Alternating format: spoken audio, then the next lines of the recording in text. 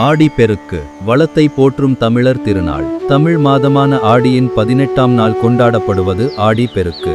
பெருக்கு என்பது பெருகுதல் என்பதை குறிக்கிறது. தென்மேற்கு பருவமழையால் ஆறுகள், ஏரிகள், குளங்கள் உள்ளிட்ட நீர்நிலைகள் நிரம்பி வழியும் காலமே இது. உயிர்களின் வாழ்வாதாரமான நீருக்கு நன்றியுணர்வை வெளிப்படுத்தும் தமிழர் மரபு திருநாளே ஆடி பெருக்கு. நீர் இருந்தால்தான் நிலம் செழிக்கும், நிலம் செழித்தால்தான் உணவு கிடைக்கும், உணவு இருந்தால்தான் உயிர்கள் வாழும்.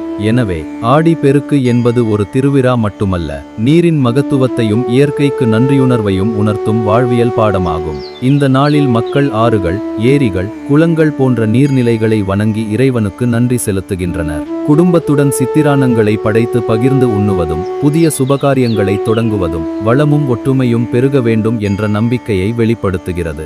நீர் பெருகட்டும், வளம் பெருகட்டும், அன்பும் அறமும் என்றும் பெருகட்டும். இனிய ஆடி பெருக்கு நல்வாழ்த்துகள். இந்த தகவல் பயனுள்ளதாக இருந்தால் லைக் செய்யுங்கள், உங்கள் கருத்தை கமெண்ட் செய்யுங்கள், நண்பர்களுடன் ஷேர் செய்யுங்கள்.